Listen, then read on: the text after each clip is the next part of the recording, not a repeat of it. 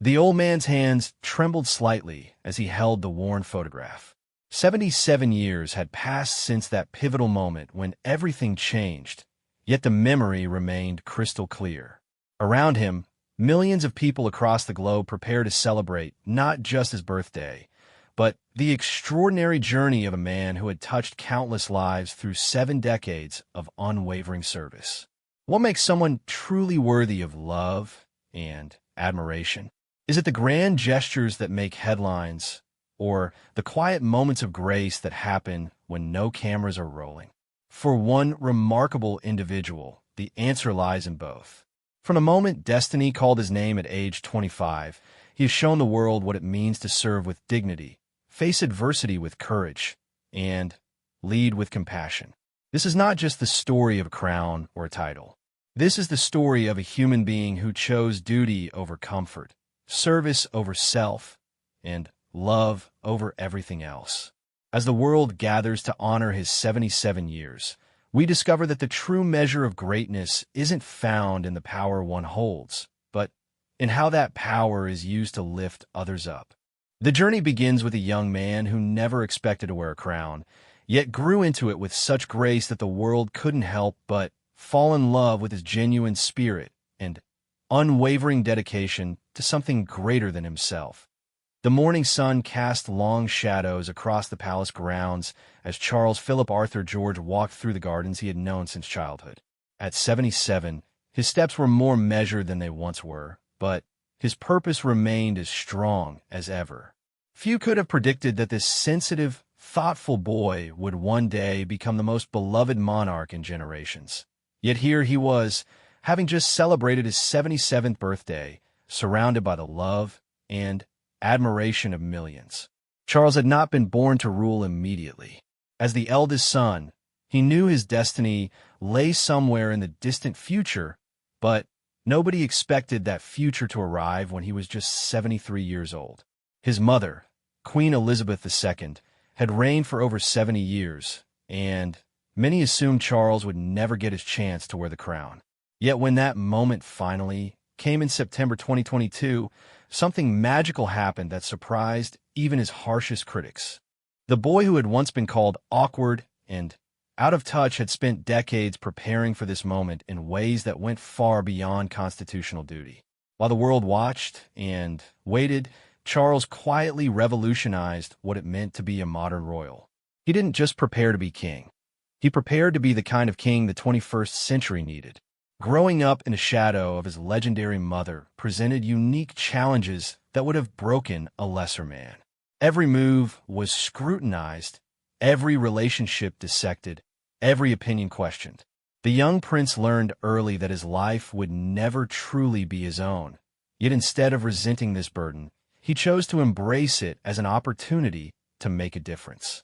His childhood was a curious blend of extraordinary privilege and profound isolation. While other children played freely in their neighborhoods, Charles lived behind palace walls, surrounded by protocol and expectation. His tutors were among the finest minds in Britain, his playmates carefully selected from appropriate families, his future mapped out before he could even read. Yet within these constraints, something remarkable began to emerge. A deep sensitivity to the world around him and an earnest desire to understand the struggles of ordinary people. The turning point came during his teenage years at Gordonstoun School in Scotland. The harsh, character-building environment that his father, Prince Philip, had experienced decades earlier was meant to toughen the future king.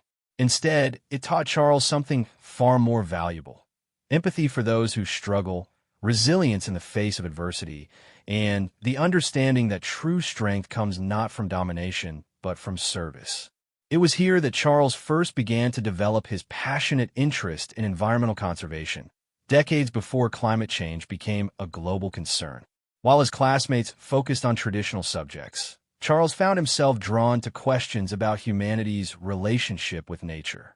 His teachers initially dismissed these interests as the eccentric hobby of a privileged young man, but Charles persisted with a determination that would become his defining characteristic. His time at Cambridge University further shaped his worldview.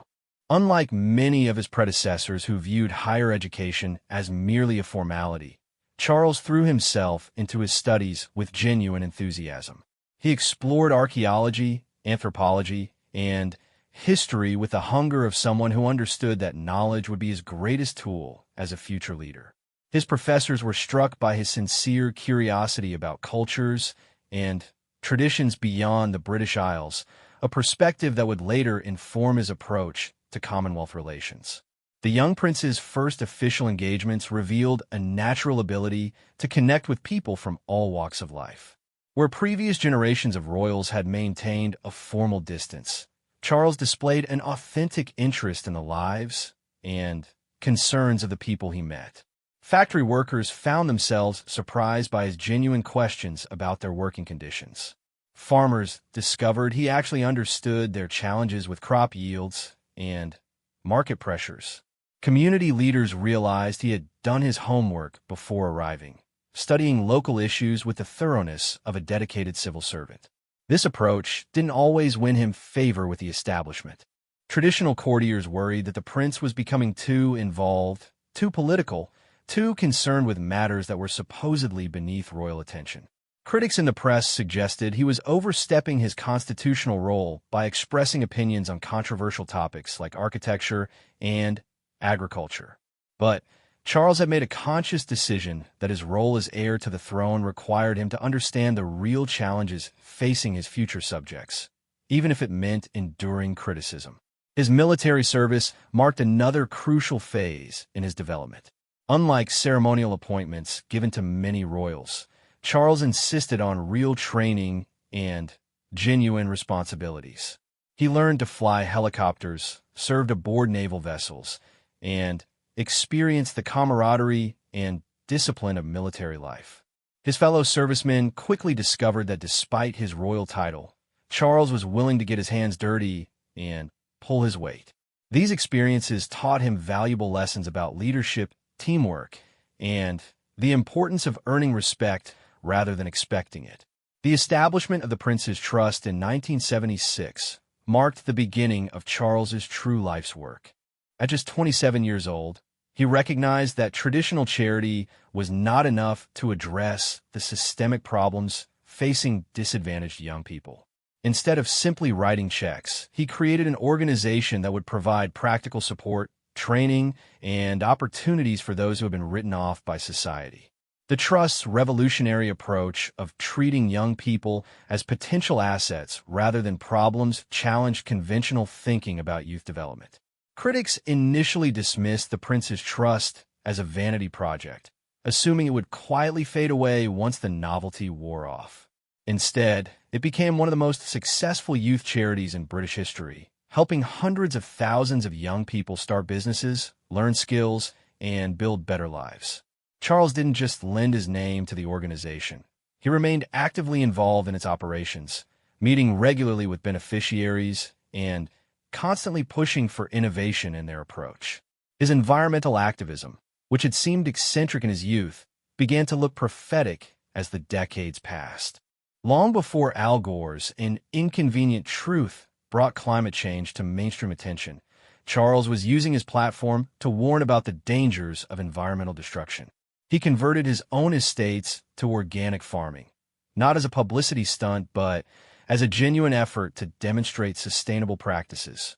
When scientists began confirming what he had been saying for years about climate change, many who had mocked his environmental concerns found themselves re-evaluating their opinions. The prince's architectural interests also evolved from personal preference into social advocacy.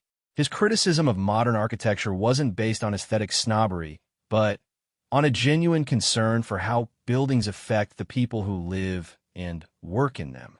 He championed traditional craftsmanship not out of nostalgia, but because he understood the economic and social value of preserving these skills. His development of Poundbury, an experimental town based on traditional design principles, was initially ridiculed by modernist architects, but gradually gained respect as a model for sustainable community development. Personal relationships proved to be Charles's greatest challenge and, ultimately, his greatest growth opportunity. His marriage to Diana Spencer began as a fairy tale, but became a public nightmare that threatened to destroy both his reputation and the monarchy itself. The breakdown of their relationship played out in the glare of international media, with every argument, every mistake, and every moment of pain dissected by millions of strangers. The criticism was brutal and often unfair, but it taught Charles lessons about humility, forgiveness, and the importance of authentic relationships that no amount of royal training could have provided. The years following his divorce were perhaps the most difficult of Charles's life. He found himself estranged from his sons, vilified in the press, and increasingly isolated from public sympathy. Many expected him to withdraw from public life, or, at minimum, to scale back his activities. Instead, he doubled down on his charitable work, using service as a path to redemption. He worked quietly, but persistently to rebuild his relationship with William and Harry, accepting that healing would take time and that trust would have to be earned rather than commanded. His eventual marriage to Camilla Parker Bowles marked a turning point in both his personal happiness and public perception. The woman who had been portrayed as the destroyer of his first marriage gradually revealed herself to be a stabilizing influence who brought out the best in Charles. Their relationship, built on genuine friendship and shared interests rather than public expectation, provided Charles with the emotional foundation he needed to fully embrace his role as future king. As Charles approached his 60s and 70s, something remarkable happened. The awkward young man who had struggled to find his place in the world emerged as a confident leader with a clear vision for the future. His decades of preparation, his extensive charitable work, his environmental advocacy, and his deep understanding of British society had transformed him into exactly the kind of monarch the country needed. When his mother finally passed away after her historic 70-year reign, Charles stepped into his role not as an inexperienced heir, but as a seasoned leader who had spent his entire adult life preparing for this moment. The coronation of King Charles III on May 6th, 2023, marked not just the beginning of a new reign, but the vindication of a lifetime spent in service. The ceremony itself reflected Charles's vision for a modern monarchy, traditional in its dignity, but contemporary in its inclusivity. Representatives from every faith, every Commonwealth nation, and every level of British society gathered to witness the crowning of a king who had already proven his dedication to their welfare. What made this moment so powerful was the recognition that Charles had not simply inherited his position, but had earned it through decades of tireless work. Unlike his predecessors who had ascended to the throne primarily through birthright, Charles brought to his role a depth of experience and commitment that commanded respect across political and social divides. His age, which some had seen as a disadvantage, became an asset as people recognized the wisdom and perspective that came with his 73 years of life experience. The first year of his reign exceeded even the most optimistic expectations. Charles demonstrated that he could balance tradition with innovation, ceremony with substance, and constitutional duty with personal conviction. His speeches resonated with a nation facing unprecedented challenges. His charitable work continued to expand and evolve, and his leadership during national crises showed a sure hand and a compassionate heart. As he celebrated his 77th birthday in November 2024, King Charles III could look back on a journey that few could have imagined and fewer still could have successfully navigated. The shy boy who had once seemed overwhelmed by his destiny had become a beloved king whose reign promised to be remembered not for its length, but for its impact. The crown that had once seemed like a burden had become a tool for service, and the man who wore it had finally found his true calling in serving others. The story of Charles's path to greatness reminds us that true leadership is not about the position one holds, but about how one chooses to use that position. His journey from uncertain heir to beloved monarch demonstrates that with patience, persistence, and genuine care for others, even the most unlikely person can grow into exactly who they need to be. At 77, King Charles III stands as proof that it's never too late to fulfill one's potential, and that the greatest victories are often won not through conquest, but through service. The rain drummed steadily against the windows of the community center in Manchester as King Charles III sat across from Sarah, a single mother of three who had just started her own catering business with help from the Prince's Trust. The formal throne rooms of Buckingham Palace seemed a world away from this modest building in one of the city's most challenging neighborhoods. Yet this was exactly where the king felt most at home. At 77, he had spent more than half his life in moments like this, listening to stories of struggle and triumph from people whom the world often overlooked. Sarah's hands shook slightly as she poured tea from a thermos she had brought specially for the occasion. She had been warned about protocol, about proper addresses, and formal behavior, but the man sitting across from her seemed more interested in her samosas than royal ceremony. "Tell me about your curry recipe," he said, his eyes lighting up with genuine curiosity. "My chef has been trying to perfect his technique for years." This was Charles at his most authentic, a man who had transformed the very concept of what it meant to be royal by refusing to let protocol stand between him and the people he served. Over the decades, he had visited thousands of community organizations, spoken with countless individuals, and consistently demonstrated that true leadership begins with genuine listening. His approach had revolutionized not just his own role, but the entire perception of the monarchy's relevance in modern society. The transformation hadn't happened overnight. In his early years as heir to the throne, Charles had struggled to find the right balance between maintaining royal dignity and connecting with ordinary people. The rigid protocols of palace life seemed designed to create distance rather than build bridges, and the young prince often felt trapped between his desire to help and the expectations of his position. Traditional royal engagements followed predictable patterns: brief visits, formal presentations, polite conversations that never ventured beyond surface pleasantries. Charles began to change this approach gradually, starting with small modifications that initially raised eyebrows among palace staff. Instead of simply cutting ribbons at hospital openings, he insisted on spending time with patients and medical staff to understand the real challenges they faced. Rather than making brief appearances at charity events, he demanded detailed briefings about the organization's work and outcomes. When visiting schools, he abandoned prepared remarks in favor of genuine conversations with students about their hopes and concerns.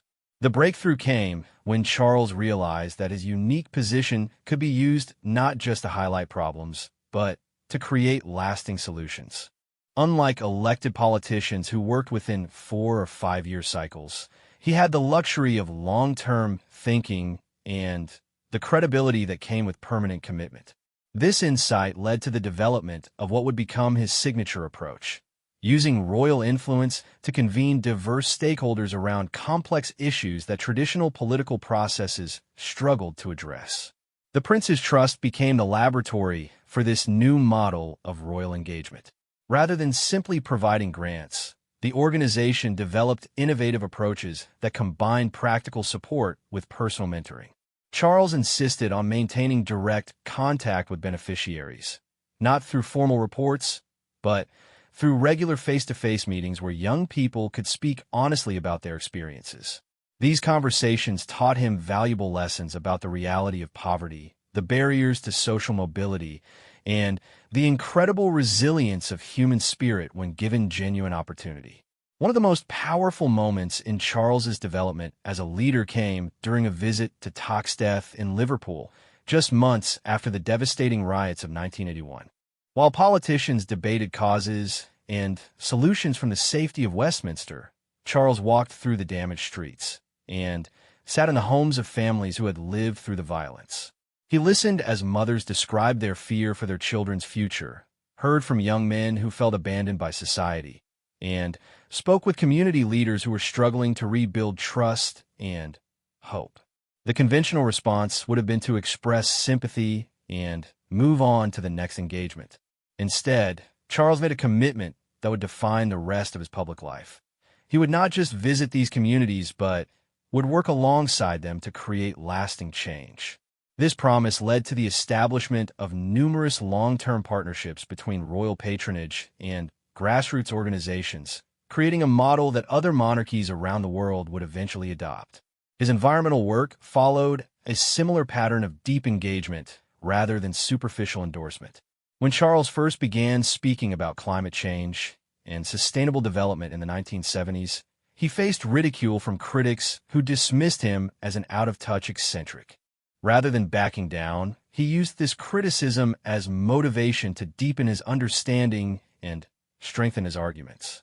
He studied with leading scientists, visited research facilities around the world, and transformed his own estates into working laboratories for sustainable practices. The Duchy of Cornwall became a showcase for organic farming and renewable energy long before these practices became mainstream. Charles didn't simply mandate changes. He worked alongside farmers and estate managers to understand the practical challenges of transitioning from conventional to sustainable methods. This hands-on approach gave him credibility when he spoke about environmental issues because he could speak from experience about both the difficulties and the benefits of sustainable practices. His architectural interests reflected the same commitment to understanding real-world impact rather than pursuing abstract theories. Charles's criticism of modern architecture was rooted not in aesthetic preference, but in genuine concern for how buildings affected the communities that lived and worked in them. He spent countless hours walking through housing estates, talking with residents about their daily experiences, and studying the relationship between physical environment and social well-being. The development of Poundbury, his experimental town in Dorset, demonstrated how these insights could be translated into practical solutions. Rather than imposing his vision from above, Charles worked with local residents, planning experts, and community organizations to create a development that balanced traditional design principles with modern needs. The project faced skepticism from architectural critics who dismissed it as nostalgic fantasy, but residents praised its human scale, walkable neighborhoods, and genuine sense of community.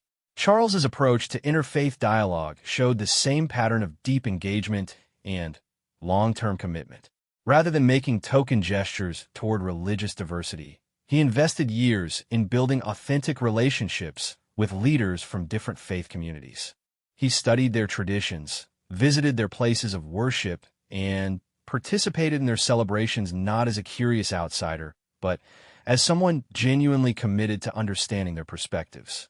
This work proved crucial when Britain faced increasing challenges related to religious and cultural diversity. Charles's established relationships with faith leaders gave him unique credibility as a bridge builder during times of tension. His commitment to defending faith rather than just the faith reflected a modern understanding of monarchy's role in a pluralistic society while honoring his constitutional position as head of the Church of England. The personal relationships that sustained Charles through decades of public scrutiny were built on the same foundation of genuine connection and mutual respect. His friendship with prominent figures from business, arts, and civil society wasn't based on their usefulness to royal causes, but on shared values and authentic personal bonds. These relationships provided him with honest feedback about his effectiveness and kept him grounded in reality rather than royal bubble thinking.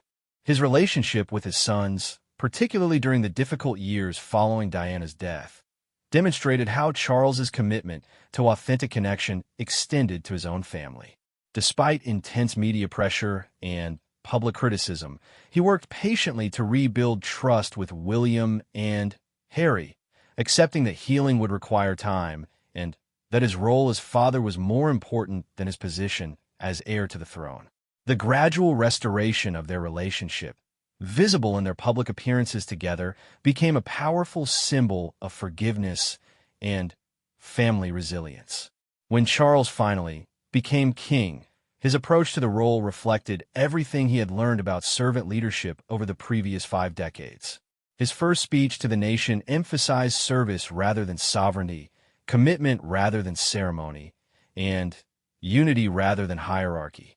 The tone was notably different from traditional royal addresses, more conversational than formal, more inclusive than exclusive, more forward-looking than backward-referencing. His first year as king provided numerous opportunities to demonstrate these principles in action. During the cost of living crisis that gripped Britain in 2023, Charles used his influence to convene business leaders, union representatives, and government officials to explore collaborative solutions. Rather than simply expressing sympathy for those struggling with rising prices, he pushed for concrete actions that could provide immediate relief while addressing underlying structural problems. His response to natural disasters and national emergencies showed a hands-on leadership style that combined royal dignity with practical compassion. When flooding devastated parts of northern England, Charles didn't just visit affected areas for photo opportunities. He stayed to help coordinate relief efforts and used his connections to mobilize additional resources. His presence provided comfort to victims, but also demonstrated that monarchy could be a force for practical problem-solving rather than just symbolic comfort. The King's Christmas broadcast in 2023 captured the essence of his approach to royal leadership. Rather than delivering a traditional message from palace splendor, he spoke from a community center where volunteers were preparing Christmas meals for homeless individuals. The setting wasn't chosen for its visual impact, but because it represented the values that had guided his entire public life: service, compassion, and genuine connection with those who needed support most.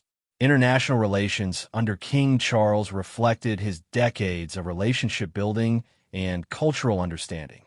His state visits weren't just diplomatic ceremonies, but genuine exchanges based on long-established personal connections with leaders around the world. His deep knowledge of Commonwealth nations, gained through decades of regular visits and ongoing engagement, gave him unique credibility in addressing the complex challenges facing the modern Commonwealth. The transformation of royal charity work under Charles's leadership demonstrated how traditional institutions could adapt to contemporary challenges without losing their essential character. Rather than simply lending his name to worthy causes, he demanded measurable outcomes and innovative approaches.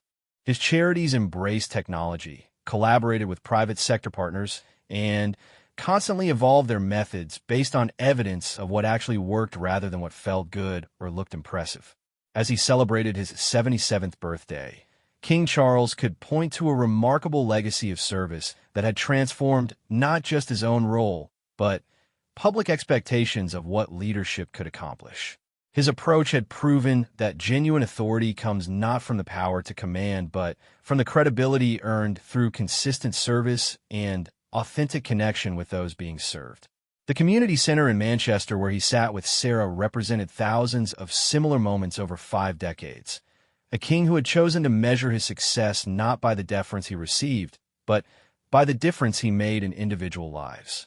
At 77, Charles had become living proof that true greatness is not inherited but earned, not proclaimed but demonstrated, and not measured by the height of one's throne but by the depth of one's service to others. The ancient oak tree stood majestically in the grounds of Highgrove House, its massive trunk bearing witness to centuries of British history.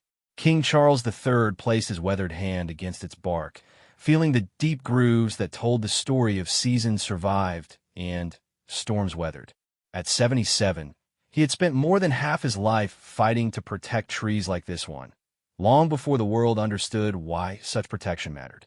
Today, as climate change dominated global headlines and environmental destruction threatened the planet's future, his early warnings seemed prophetic rather than eccentric.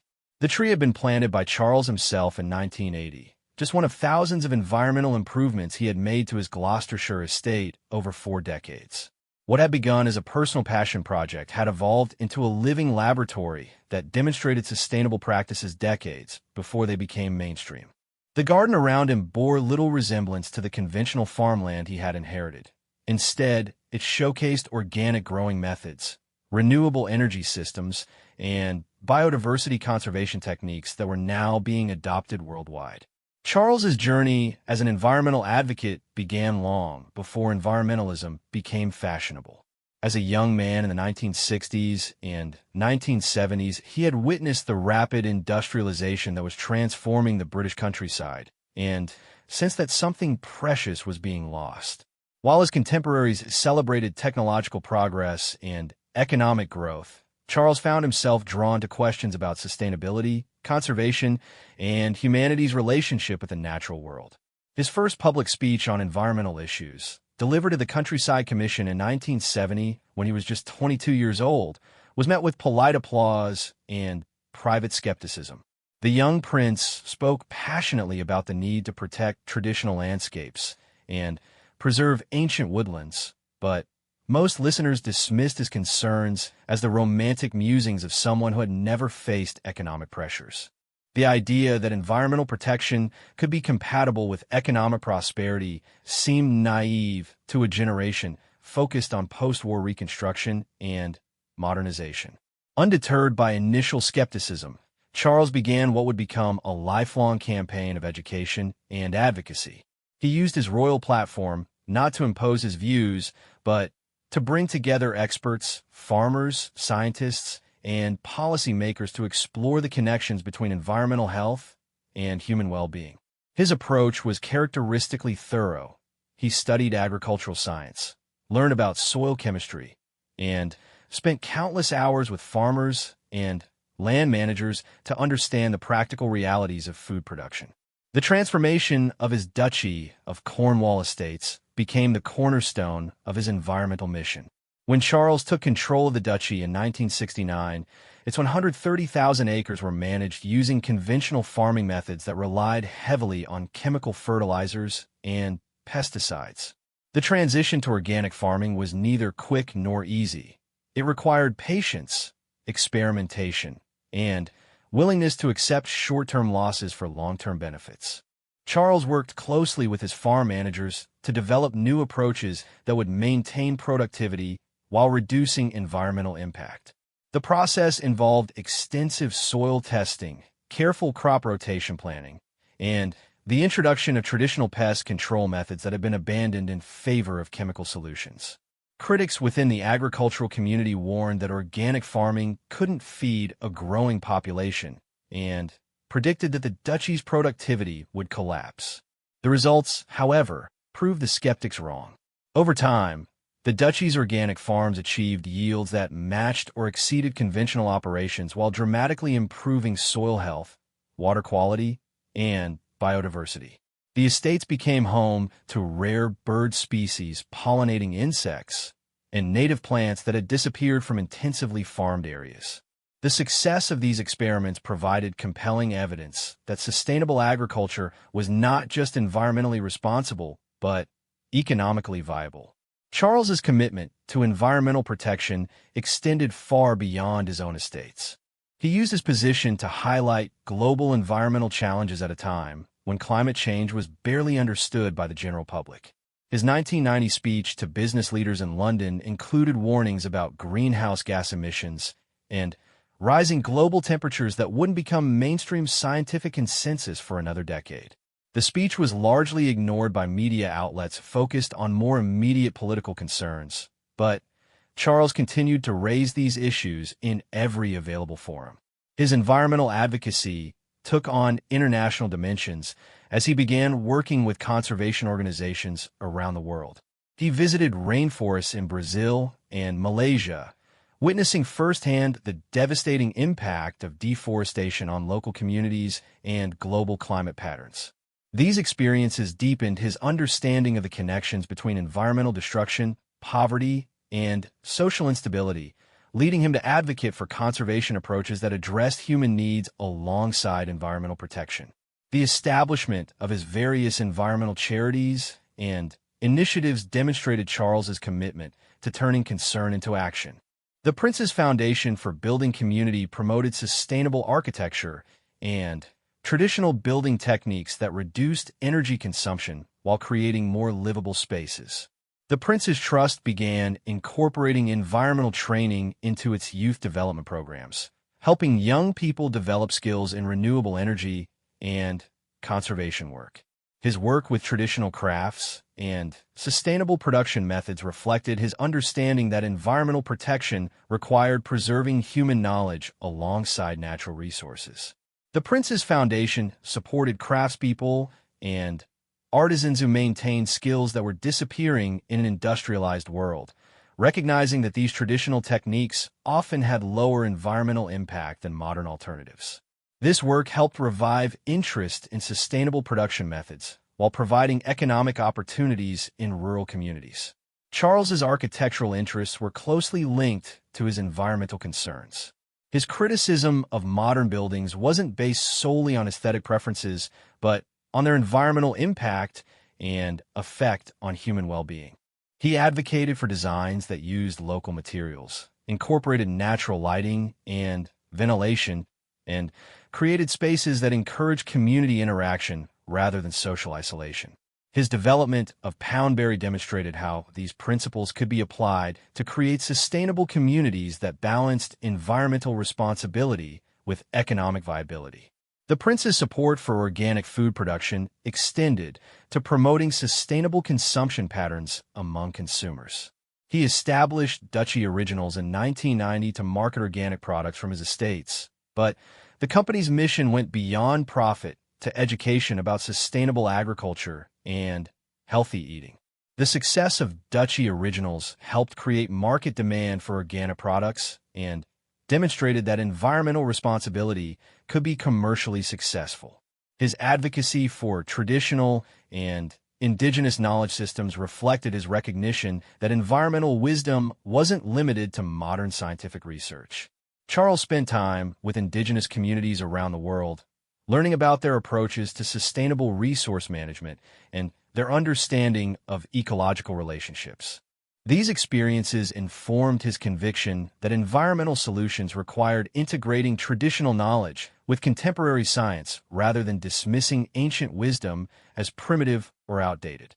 The prince's work on climate change intensified as scientific evidence mounted about the severity of global warming. His 2009 speech at the Copenhagen Climate Summit was one of the most powerful addresses of the conference, combining moral urgency with practical proposals for international cooperation. He argued that climate change wasn't just an environmental issue, but a fundamental threat to global security, economic stability, and social justice. His climate advocacy took on personal dimensions as he modified his own lifestyle to reduce his carbon footprint. He converted his cars to run on sustainable fuels, installed renewable energy systems at his residences, and offset the environmental impact of necessary travel through carefully verified carbon reduction projects. These changes weren't just symbolic gestures, but genuine attempts to align his personal behavior with his public advocacy. The development of his Sustainable Markets Initiative as Prince of Wales and later as King represented the culmination of his environmental work. This ambitious project brought together business leaders, investors, and policymakers to redirect capital flows towards sustainable economic development. The initiative recognized that environmental protection required fundamental changes in how global markets operated rather than just individual behavior modifications. Charles's environmental legacy became more apparent as the world began experiencing the effects of climate change he had warned about for decades. The extreme weather events, rising sea levels, and ecological disruptions that dominated news headlines in the 2020s validated his early warnings about the consequences of environmental destruction. His consistent advocacy over 5 decades established him as one of the world's most credible voices on environmental issues. His coronation as King Charles III provided a platform to elevate environmental concerns to the highest levels of international diplomacy. His first major international initiative as monarch was the announcement of a global coalition to accelerate the transition to sustainable energy systems. This effort brought together Commonwealth nations, European partners, and developing countries in an unprecedented collaboration to address climate change while promoting economic development. The King's environmental work also influenced the next generation of royals. Prince William's Earthshot Prize, inspired by his father's example, became one of the world's most prestigious awards for environmental innovation. The continuity between generations demonstrated that environmental advocacy had become a central element of modern royal responsibility rather than a personal hobby. As Charles celebrated his 77th birthday, The gardens of Highgrove bore testimony to 5 decades of environmental stewardship. The organic vegetable gardens produced food for the royal household while demonstrating sustainable growing techniques to thousands of visitors each year. The wildflower meadows supported pollinating insects that were disappearing from intensively farmed landscapes. The renewable energy systems provided clean power while showcasing technologies that were becoming standard worldwide. The tree Charles touched that morning had grown strong and tall, its roots deep in soil enriched by decades of organic management. Like the environmental movement itself, it had started small and faced skepticism, but had ultimately proved its worth through steady growth and resilience. The man who had planted it could look back with satisfaction on a lifetime spent protecting the natural world that had given him so much wisdom and purpose. Standing in his garden at 77, King Charles III represented living proof that environmental stewardship and human prosperity could not only coexist, but flourish together. His half-century of advocacy had helped transform environmental protection from a fringe concern into a global priority, demonstrating that true leadership sometimes requires the courage to speak unpopular truths and the patience to wait for the world to catch up with wisdom. The golden light of late afternoon filtered through the stained glass windows of St. George's Chapel as King Charles III stood quietly in prayer. At 77, he had worshipped in this sacred space countless times, but today felt different. Tomorrow he would host an unprecedented gathering of faith leaders from around the world at Windsor Castle, continuing a tradition of interfaith dialogue he had pioneered over 5 decades. The chapel around him represented his constitutional role as supreme governor of the Church of England. Yet his work had consistently demonstrated that true spiritual leadership in a diverse society required embracing all faiths rather than privileging one. The journey toward this moment had begun in his youth, when Charles first encountered the rich diversity of spiritual traditions that existed within the Commonwealth and beyond. Unlike previous monarchs who ruled over relatively homogeneous populations, Charles had inherited a crown that represented peoples of every conceivable faith, culture, and spiritual practice. Rather than seeing this diversity as a challenge to traditional Christian monarchy, he recognized it as an opportunity to demonstrate how faith could unite rather than divide humanity. His first meaningful exposure to non-Christian spirituality came during his travels as a young prince in the 1970s. A visit to a Sikh temple in Delhi opened his eyes to the profound devotion and community spirit that characterized faiths beyond his own tradition.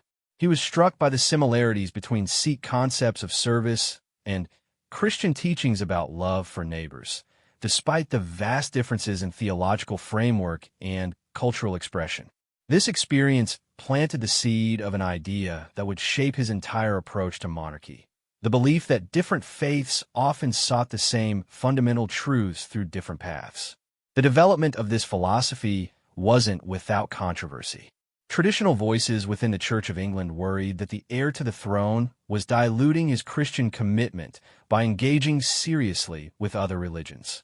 Conservative critics suggested that his interest in Islam, Buddhism, and Eastern Orthodox Christianity represented a dangerous departure from Britain's Protestant heritage.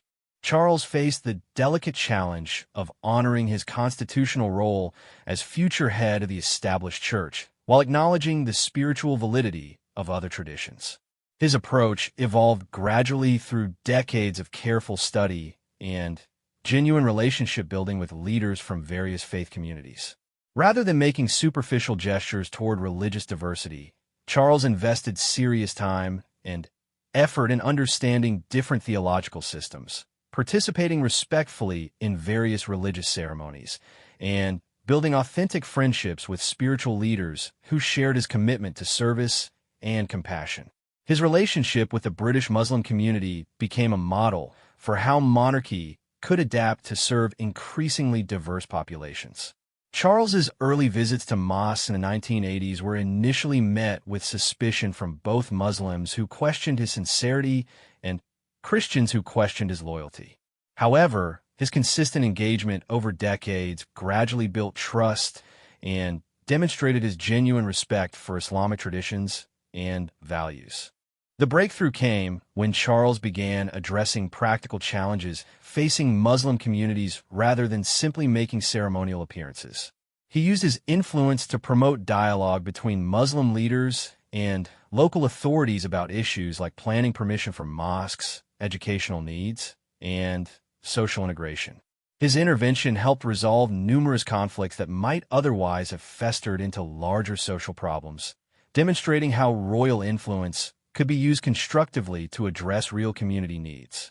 His study of Islamic architecture and garden design reflected his characteristic thoroughness in exploring traditions that captured his interest. Charles didn't simply appreciate Islamic art from an aesthetic perspective. He studied its spiritual foundations and philosophical principles. This knowledge informed his own architectural projects and garden designs while demonstrating to Muslim communities that their cultural contributions were valued and understood at the highest levels of British society. The prince's relationship with Jewish communities followed a similar pattern of deep engagement and practical support. His work with Holocaust survivors and their families went beyond ceremonial remembrance to include support for education programs and community preservation efforts.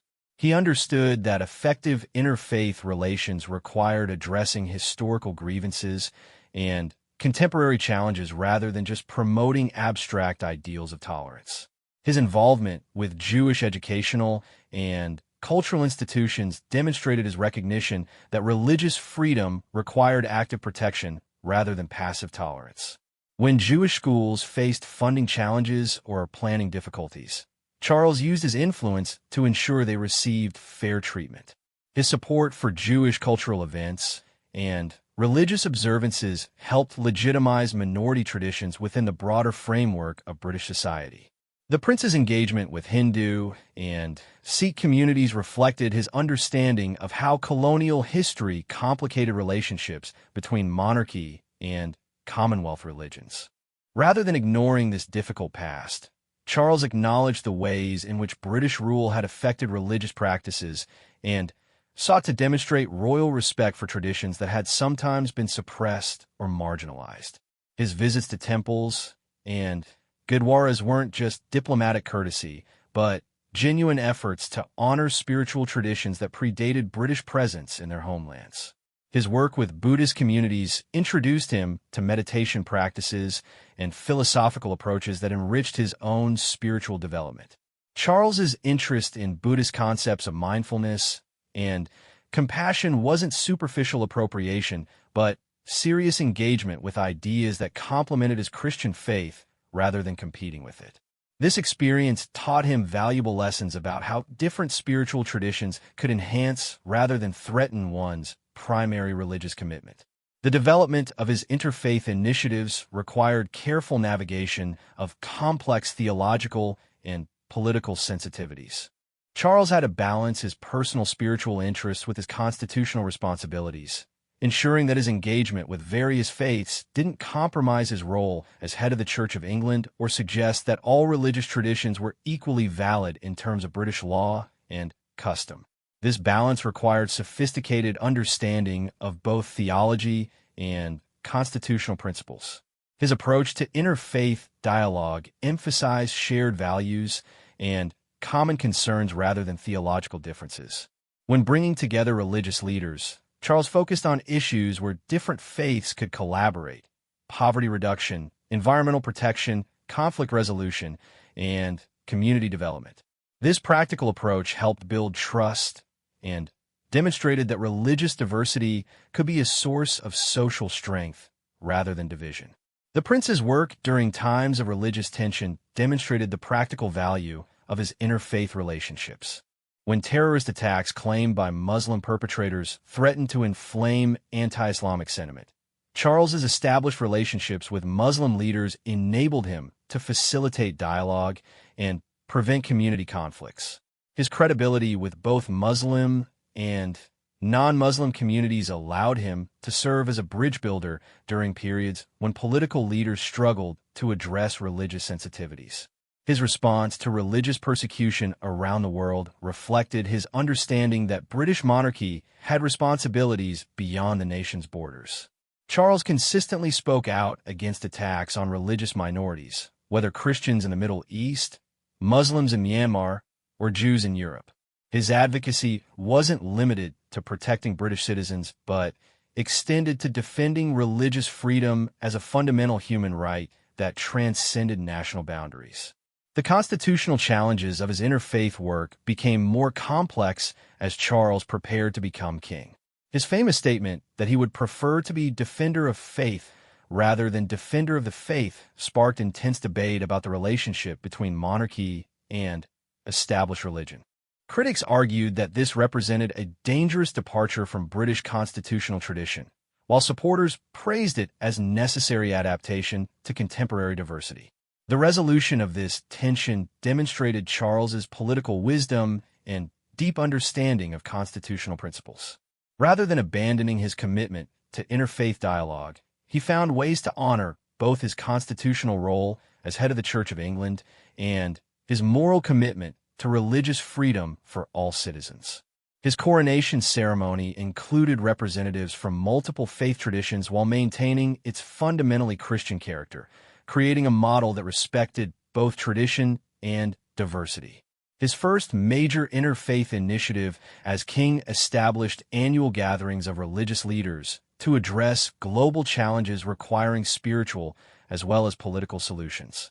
These meetings went beyond symbolic dialogue to produce concrete proposals for collaboration on issues like climate change, poverty reduction, and conflict prevention. The success of these gatherings demonstrated that religious diversity could be a source of practical wisdom rather than just social harmony. The King's Christmas broadcast began incorporating acknowledgement of other religious celebrations and traditions, reflecting Britain's diverse spiritual landscape while maintaining the Christian framework of the monarchy. This approach helped non-Christian citizens feel included in national celebrations without diluting the religious significance of Christmas for Christian believers. The broadcast demonstrated how inclusive leadership could honor diversity without abandoning core commitments. His international work as head of the Commonwealth required particularly sensitive handling of religious diversity. The Commonwealth included nations with Christian majorities, Muslim majorities, Hindu majorities, and various other religious configurations. Charles's long experience with interfaith dialogue enabled him to serve as an effective bridge between these diverse spiritual traditions while promoting shared values of democracy, human rights, and mutual respect. The development of royal chapels that could accommodate multiple faith traditions represented a practical innovation that reflected Charles's theological sophistication. Rather than creating generic spiritual spaces that satisfied no one, he worked with religious leaders to design facilities that could serve different traditions appropriately while maintaining their distinct identities. These spaces became models for other institutions serving diverse communities. As he stood in St. George's Chapel on the eve of his 77th birthday, King Charles III could reflect on 5 decades of pioneering work in interfaith relations. The gathering plan for the following day would bring together religious leaders who would become genuine friends and collaborators rather than mere diplomatic contacts. Their relationships have been tested through crises and strengthened through shared service to communities in need. The stained glass windows around him told stories of Christian saints and biblical narratives, but they also reminded him of conversations with Muslim, Jewish, Hindu, Sikh, and Buddhist friends who had shared their own sacred stories. These relationships had enriched his own faith rather than weakening it, demonstrating that spiritual depth could grow through encounter with other traditions rather than isolation from them. At 77, Charles had proven that monarchy could adapt to serve diverse populations without abandoning its essential character.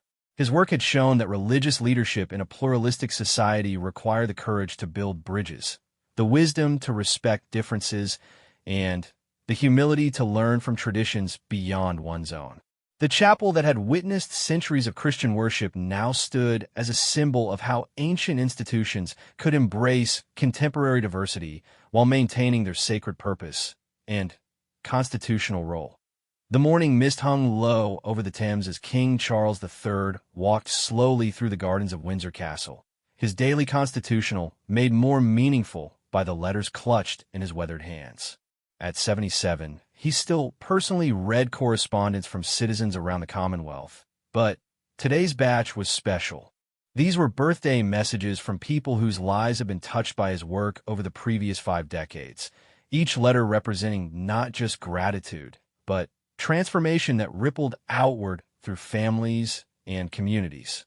The first letter came from Marcus, a young man from Birmingham who had started his construction company with help from the Prince's Trust 15 years earlier. Now employing 30 people, Marcus had written to share that his company had just completed its first major public project, a sustainable housing development for families transitioning out of homelessness. The letter trembled slightly in Charles's hands as he read Marcus's description of the ceremony, where former homeless individuals received keys to their new homes, built by a company that began with a Royal Trust loan and a belief in second chances. This was the kind of multiplication effect that Charles had always hoped for, but never taken for granted. One young person receiving support didn't just change one life. It created ripples that eventually reached hundreds or thousands of others. Over the decades, he had witnessed countless examples of this phenomenon, each one reinforcing his conviction that investing in individual potential was the most effective way to address society's broader challenges. The second letter came from Dr. Sarah Chun, a climate scientist who had attended one of Charles's early environmental conferences as a graduate student in 1995. She credited that experience with shaping her career focus on renewable energy development. Now leading a research team that had developed breakthrough solar cell technology, she wrote to inform the king that their innovations were being deployed in developing nations, bringing clean electricity to millions who had never had reliable power. The connection between a young prince's environmental advocacy and communities gaining access to clean energy decades later illustrated the long-term impact of sustained commitment to important causes. Charles paused by the ancient oak tree that had become his favorite thinking spot, remembering the skepticism that had greeted his environmental warnings in those early years. The transformation in public attitudes toward climate change had been remarkable to witness, but the personal satisfaction came not from being vindicated, but from knowing that his persistence had contributed to solutions that were now improving lives worldwide. The solar panels glinting on the castle's roofs caught the morning sun, a small symbol of the global energy transition he had helped inspire. The third letter brought tears to his eyes. It came from Fatima, a refugee from Somalia who had arrived in Britain as a traumatized teenager 20 years earlier. Through programs supported by Charles's charities, she had learned English, completed her education, and eventually become a pediatric nurse. Her letter described her work during the COVID-19 pandemic, caring for critically ill children while their families couldn't visit due to safety restrictions. The compassion she showed to frightened children reflected the kindness that had been shown to her as a frightened refugee, demonstrating how acts of generosity create cycles of caring that span generations. The interfaith work that had consumed so much of Charles's energy over the decades was represented in the fourth letter from Rabbi David Goldman and Imam Hassan al-Rashid, who had collaborated on a community center serving one of London's most diverse neighborhoods. They wrote jointly to describe how Charles's early support for their interfaith dialogue had evolved into a thriving partnership that now provided services to families from dozens of different cultural backgrounds. The center's success in preventing community tensions during recent economic difficulties showed how patient relationship building could create resilience that lasted through challenging times. Architecture and urban planning were addressed in the fifth letter from residents of Poundbury who wanted to share how their community had evolved over the quarter century since its founding. What had begun as Charles's experimental attempt to demonstrate human-scale development had become a model studied and replicated around the world. The letter included photographs of children playing in streets designed for safety rather than car traffic, elderly residents walking to local shops rather than driving to distant malls, and neighbors gathering in public spaces that encouraged interaction rather than isolation. The Commonwealth connections that had always been central to Charles's understanding of modern monarchy were represented in several letters from across the globe. A letter from Jamaica described how agricultural techniques promoted by Charles's sustainable farming initiatives had helped small farmers increase their productivity while protecting their soil and water resources. Another from New Zealand shared news of conservation successes that had brought native species back from the brink of extinction using methods pioneered on Charles's estates. The arts and crafts preservation work that many had dismissed as romantic nostalgia was vindicated in a letter from apprentices who had learned traditional building skills through programs Charles had supported. These young craftspeople were now in high demand as architects, and developers recognized the superior quality and sustainability of traditional construction methods. The revival of these skills had created not just jobs, but entire economic ecosystems in rural areas that had been struggling with unemployment and population loss. Mental health advocacy, an area where Charles had worked quietly but persistently for decades, was represented in multiple letters from individuals who had received support during their darkest moments. The stigma reduction and improved services that resulted from his sustained attention to this issue had literally saved lives, though the full extent of this impact would never be measurable. Each letter represented not just one person helped, but families spared the devastation of suicide and communities strengthened by members who had overcome their struggles. The business and economic development aspects of Charles's work were illustrated in letters from entrepreneurs who had built successful companies using sustainable practices he had championed long before they became commercially advantageous. These business leaders described how their early adoption of environmental and social responsibility principles had given them competitive advantages as consumer preferences shifted toward sustainability. Educational transformation was chronicled in letters from teachers and students who had participated in programs promoting environmental education, traditional skills training, and cross-cultural understanding. Many of these former students were now leaders in their own fields, carrying forward the values and knowledge they had gained through exposure to Charles's educational initiatives. The letters also revealed unexpected connections and collaborations that had emerged from Charles's work.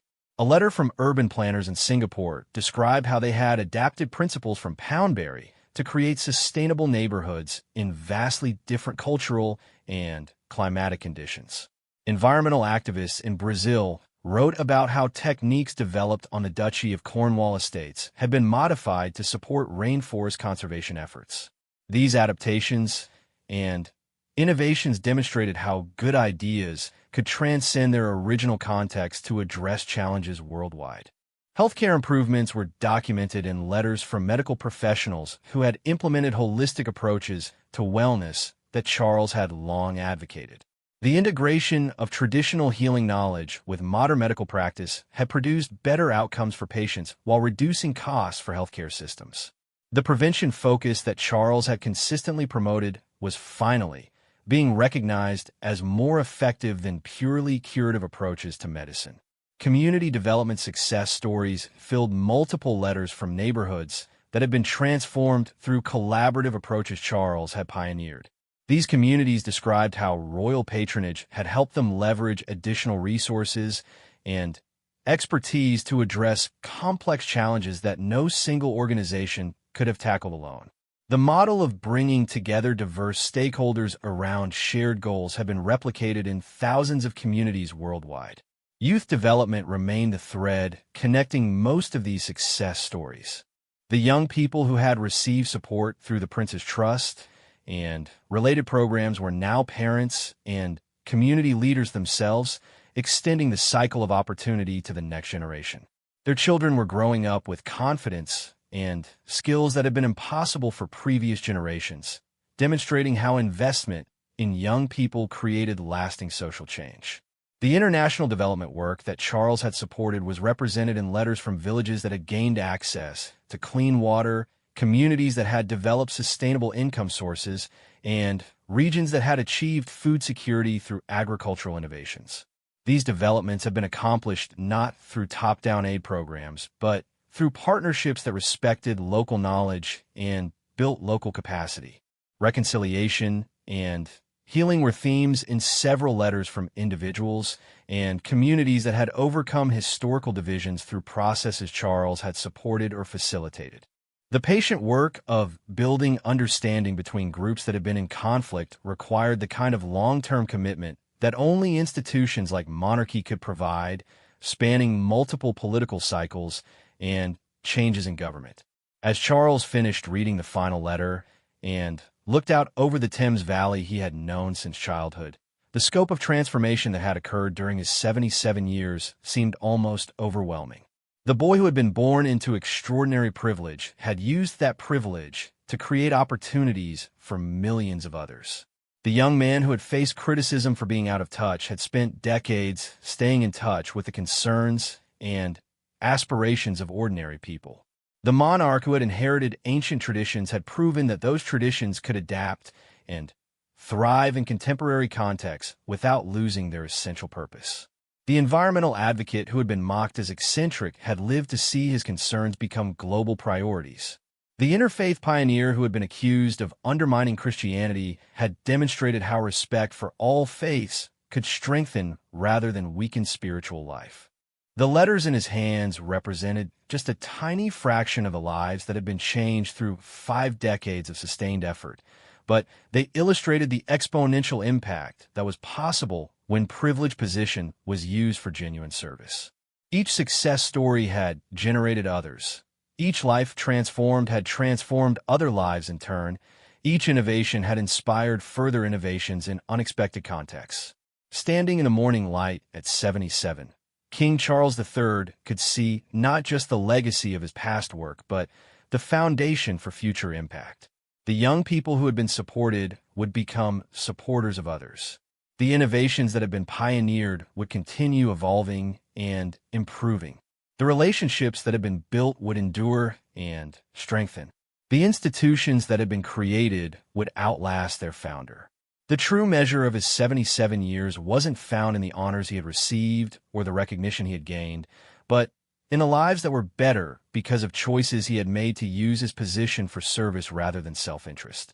The love that had motivated his work had multiplied and spread, creating a legacy that would continue growing long after his own time had passed.